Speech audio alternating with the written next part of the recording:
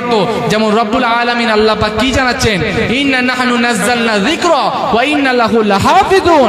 এখানে আল্লাহ পাক জিকিরের অর্থ কোরআনকে করলেন, জোরে বলেন না সুবহানাল্লাহ। রব্বুল আলামিন আল্লাহ পাক অন্য জায়গায় জানাচ্ছেন, ওমান আ'রাদা আন যিকরি ফাইন্না লাহু মাঈশাতান দানকা ওয়া নাহশুরুহু ইয়াওমাল কিয়ামাতি আ'মা ক্বালা রাব্বি লিমা হাশারতানি আ'মা ওয়া ক্বাদ কুনতু বাসীরা। এখানে আল্লাহ পাক জিকিরের অর্থ আপনার আমার নবী জনাবে মুহাম্মদুর রাসূলুল্লাহকে করেছেন, জোরে বলেন না সুবহানাল্লাহ। আরো আল্লাহ পাক জানাচ্ছেন, ওমা ইউরিদ আন যিকরি রাব্বিহি ইয়াসলুকুহু আযাবান সুআদা। এখানে আল্লাহ পাক জিকিরের অর্থ শরীয়তকে করলেন, এখানে জিকিরের অর্থ আল্লাহ শরীয়তকে করলেন। আবার আল্লাহ পাক অন্য জায়গায় কি জানাচ্ছেন, ইযা নুদিয়া লিসসালাহ মি ইয়াউমিল জুমআ ফাসাউ ইলা যিকরিল্লাহি ওয়া যারুল বাই। এখানে আল্লাহ পাক জিকিরের অর্থ নামাজকে করলেন, জোরে বলেন না সুবহানাল্লাহ। তাহলে রব্বুল আলামিন আল্লাহ জিকির করার কথা কিন্তু আল্লাহ পাক কোরআন মাজিদের মধ্যে বারবার জানিয়েছেন। ও ভাইজানেরা, নওজওয়ানেরা, এ আমার তরুণ যুবকেরা, এ আমার মুরব্বীরা, শুনে রেখে দেন, জেনে রেখে দেন, রব্বুল আলামিন আল্লাহ পাক পবিত্র কোরআন মাজিদের মধ্যে জানিয়ে দিলেন, আলা বিযিকরিল্লাহি তাতমাইন্নুল কুলুব। এ আমার বান্দা বান্দিরা, এ আমার বান্দা বান্দিরা, তোমরা যদি অন্তরে সুখ শান্তি পেতে চাও, তোমরা যদি সুখ শান্তি পেতে চাও, তোমরা যদি অন্তরে সুখটা পেতে চাও, তাহলে আমি রব্বুল আলামিন আল্লাহ পাকের জিকিরটা করে না। ও জওয়ান যুবকেরা, ও আমার তরুণেরা, ও আমার মুরব্বীরা, রব্বুল আলামিন আল্লাহ পাক জানিয়ে দিলেন, আমার বান্দা বান্দিরা, তোমাদের মনে যখন দুঃখ হবে, তোমরা তখন আমি আল্লাহকে স্মরণ করবে। রব্বুল আলামিন আল্লাহ পাক অন্য জায়গায় জানিয়ে দিলেন, ফাযকুরুনি আযকুরুকুম। আমার বান্দা বান্দিরা, তোমরা যদি আমি আল্লাহকে স্মরণ করে নাও, তাহলে আমি রব্বুল আলামিন আল্লাহ তোমাদেরকেও স্মরণ করে নেব। উদউনি লিয়াস্তাজিব লাকুম। আমার বান্দা বান্দিরা, তোমরা যদি আমি আল্লাহকে ডাকো, তাহলে আমি রব্বুল আলামিন আল্লাহ তোমাদের ডাকেতে সাড়া দিয়ে দেব। রব্বুল আলামিন আল্লাহ কি জানালেন, তোমরা যদি আমি আল্লাহকে ডাকো, আমি আল্লাহ তোমাদের ডাকে সাড়া দিয়ে দেব। ও জওয়ান যুবকেরা, ও আমার তরুণেরা, ও আমার মুরব্বীরা, শুনে রেখে দেন, জেনে রেখে দেন, বান্দা বান্দিরা যখন ঈশার নামাজটা আদায় করে নেয়, ঈশার নামাজটা কমপ্লিট করে নেয়, ঈশার নামাজটা আদায় করে নিয়ে, ঈশার নামাজটা যখন সম্পূর্ণ করে নেয়, ঈশার নামাজটা সম্পূর্ণ করে নিয়ে এক আল্লাহ পাকের জিকির আজগারের মধ্যে মশগুল হয়ে যায়। কোন বান্দা বান্দি যখন আল্লাহ পাকের কোন বান্দা যখন একা একা আমার রব্বুল আলামিন আল্লাহকে স্মরণ করে, ওই বান্দাকে তখন আমার আল্লাহ পাক স্মরণ করে থাকে। এ তরুণ যুবকেরা, শুনে রেখে দেন, জেনে রেখে দেন, বান্দা বান্দিরা যখন বিভিন্ন জায়গা থেকে এসে এক জায়গাতে বসে বসে আল্লাহর জিকির আজগার করতে থাকে, আল্লাহকে স্মরণ করতে থাকে, ওই সকল বান্দা বান্দিদেরকে আমার রব্বুল আলামিন আল্লাহ পাক একা স্মরণ করেন না, ওই সকল বান্দা বান্দিদেরকে আমার রব্বুল আলামিন আল্লাহ পাক ফেরেশতাদের মাহফিলেতে স্মরণ করে থাকে। আরো জোরে বলেন না সুবহানাল্লাহ। তাহলে ওই সকল বান্দা বান্দিদেরকে আমার রব্বুল আলামিন আল্লাহ ফেরেশতাদের মাহফিলেতে স্মরণ করে থাকে।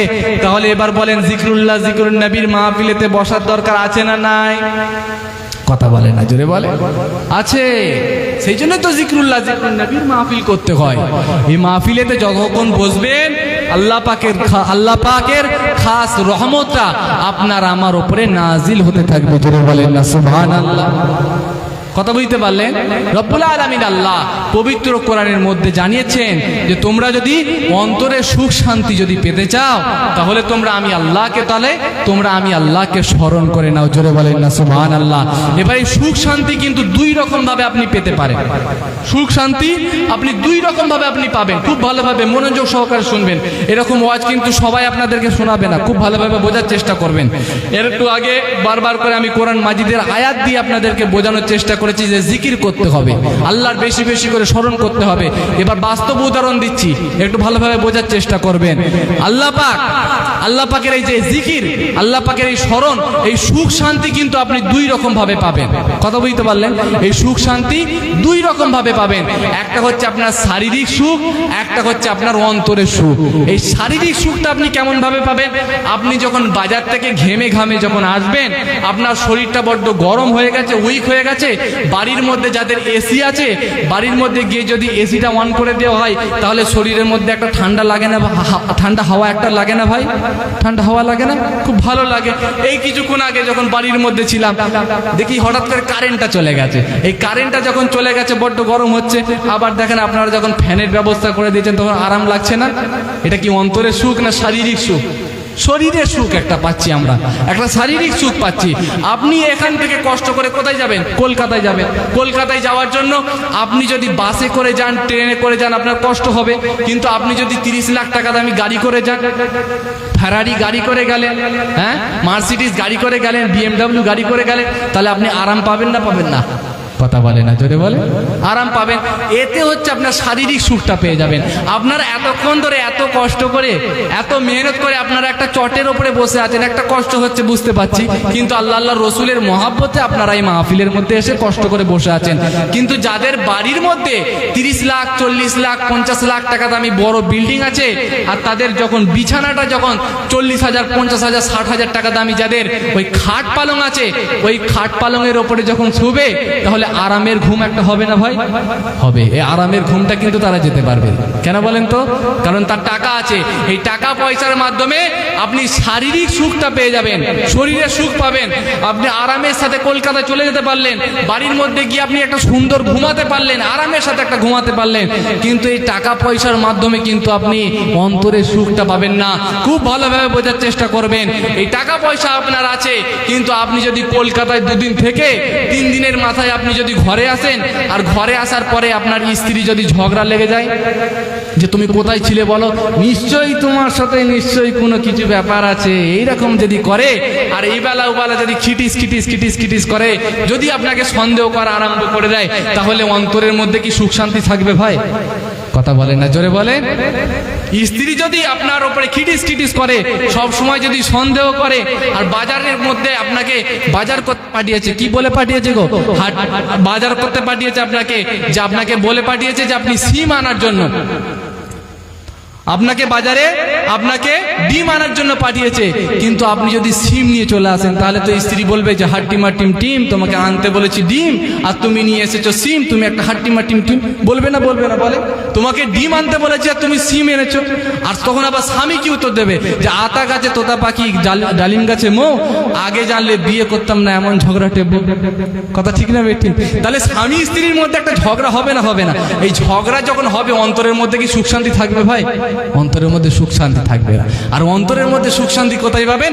আল্লাহর পবিত্র কোরআন মাজিদের মধ্যে আল্লাহ পাক জানাচ্ছেন, আলা বিযিকরিল্লাহি তাতমাইন্নুল কুলুব। আমার বান্দারা, তোমরা যদি অন্তরের সুখ শান্তি পেতে চাও, আমি আল্লাহকে স্মরণ করো। জোরে বলেন না সুবহানাল্লাহ। ও ভাইজানেরা, নওজওয়ানেরা, আমার তরুণ যুবকেরা, আমার মুরব্বীরা, শুনে রেখে দেন, জেনে রেখে দেন।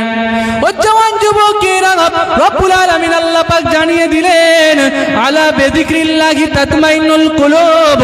আমার বান্দা বান্দীরা, তোমরা যদি অন্তরে সুখ শান্তি পেতে চাও, তাহলে তোমরা আমি আল্লাহকে স্মরণ করে নাও, তোমরা আমি আল্লাহকে স্মরণ করে নাও, তোমরা আমি আল্লাহকে স্মরণ করে নাও। অন্য জায়গায় আল্লাহ পাক জানিয়ে দিলেন, আফালা ইয়ানজুরুনা ইলাল ইবলি কাইফা খুলিকাত ওয়া ইলাস সামাই কাইফা রুফিআত। আল্লাহ পাক এখানে জানিয়ে দিলেন, আমার বান্দা বান্দীরা, তোমরা কি তাকাও না, তাকাও না ওই সমস্ত মরুভূমির দিকে, তাকাও না ওই সমস্ত মরুভূমির দিকে, তাকাও না ওই সমস্ত মরুভূমিতে ওই যে উটগুলো থাকে, ওই উটের পালের দিকে কি তোমরা তাকাও না? আমার বান্দারে, তোমরা কি ওই সমস্ত উটের পালের দিকে তাকাও না? আমি রব্বুল আলামিন আল্লাহ পাক তাদেরকে কেমন ভাবে সৃষ্টি করেছি, তাদেরকে তোমরা কি দেখতে পাও না? রব্বুল আলামিন আল্লাহ পাক উটের দিকে তাকাতে বললেন। এ তরুণ যুবকেরা, আমার মুরব্বীরা, শুনে রেখে দেন, জেনে রেখে দেন, রব্বুল আলামিন আল্লাহ পাক উটের দিকে কিন্তু তাকানোর নির্দেশ দিলেন। ও জওয়ান যুবকেরা, আমার তরুণেরা, এই মরুর জাহাজ বলা হয়, উটকে কিন্তু মরুর জাহাজ বলা হয়।